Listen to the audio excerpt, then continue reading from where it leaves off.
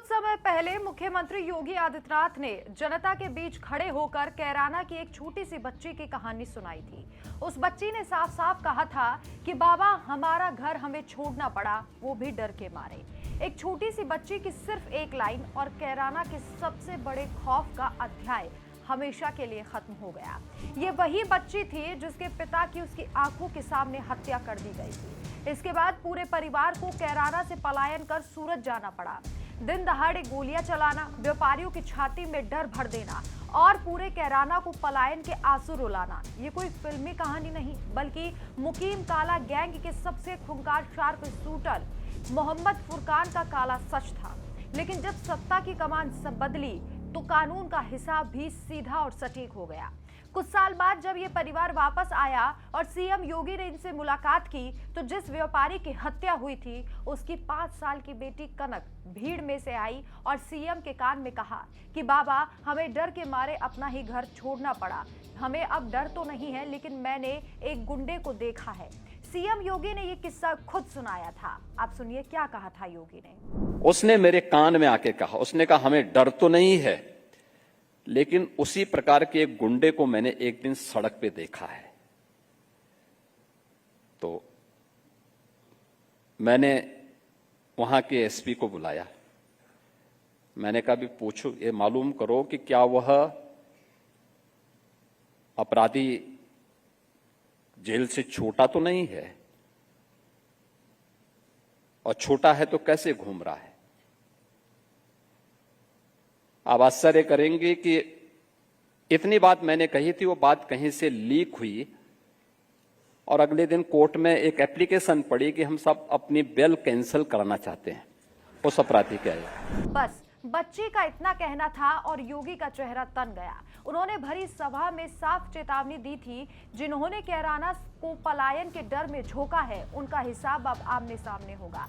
और फिर शुरू हुआ कानून का असली एक्शन। कुछ ही हफ्तों बाद शामली के झुंझाना इलाके में गोलियों की तड़तड़ाहट से सन्नाटा छिड़ गया। 1 लाख का इनामी डकैत फुरकान और उसका साथी पुलिस के घेरे में आ चुके थे। बचने का कोई रास्ता न देख अपराधियों ने पुलिस टीम पर सीधे कार्बाइन से गोलियां बरसाना शुरू कर दिया। 2 जाबाज पुलिसकर्मियों की बुलेट प्रूफ जैकेट पर गोलियां आकर रुकी, मौत छूकर निकल गई। लेकिन कानून की अगली गोली सीधे फुरकान का कलेजा पार कर गई। अस्पताल ले जाते समय फुरकान ने दम तोड़ दिया और कैराना का खौफ हमेशा के लिए शांत हो गया। अब ये भी समझिए कि आखिर ये फुरकान कौन था और इस बच्ची ने फुरकान को लेकर क्यों शिकायत की। फुरकान ने 2014 में कैराना के मुख्य चौक बाजार में रंगदारी न देने पर व्यापारी विनोद सिंघल की दिन दहाड़े हत्या कर दी थी। महज 10 दिनों के भीतर 3 व्यापारियों की लाशें गिरा दी गई थी। रंगदारी, डकैती, हत्या और लूट के 30 से ज्यादा मुकदमे इसके नाम पर दर्ज थे। इसी खौफ के कारण सैकड़ों हिंदू परिवार अपने पुश्तैनी मकान पर ताला लगाकर पलायन करने को मजबूर हो गए थे। फुरकान जेल जाता, जमानत पर बाहर आता और फिर से कैराना को डराने लगता। करीब 4-5 महीने पहले भी वो जमानत पर बाहर आकर दोबारा रंगदारी का नेटवर्क खड़ा कर रहा था। लेकिन उसे क्या पता था कि इस बार उत्तर प्रदेश की फिजा बदल चुकी है। आपको बता दें कि इसी व्यापारी जिसकी हत्या कर दी थी, इस फुरकान ने इसी की 5 साल की बच्ची थी कनक, जिसने योगी को अपनी व्यथा बताई थी। अतीक अहमद, मुख्तार अंसारी और अब फुरकान, एक एक करके कानून के शिकंजे में हर खौफनाक नाम का अंत हो रहा है। आज कैराना की वही बच्ची बिना किसी डर के स्कूल जा रही है। व्यापारियों की दुकानें बिना शटर के किसी रंगदारी के खौफ के खुल रही हैं और बाजारों में मिठाइयां बट रही हैं। इस खबर पर आपकी क्या राय है, कमेंट करके अपनी राय जरूर बताएं। जाते जाते आपको सुनाते हैं कि योगी आदित्यनाथ ने पूरा वाकया कैसे लोगों के सामने बताया था। आप अपनी राय कमेंट में जरूर बताएं। नमस्कार। मुझे याद है 2015 में कैराना में एक उद्यमी की हत्या हुई थी। सरेआम चौराहे पर दिन दहाड़े हत्या हुई थी। उसकी 5 वर्ष की बेटी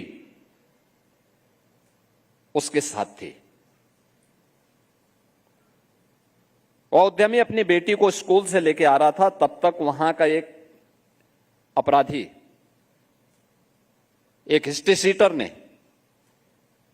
उस उद्यमी को देखा और सरेआम चौराहे पर गोली मारी थी। कोई कार्रवाई नहीं हुई। वह परिवार यहां से छोड़ करके सूरत चला गया था। 17 में सरकार आई। सरकार आने के बाद हम लोगों ने जब कार्रवाई प्रारंभ की, 19 में वो परिवार वापस आया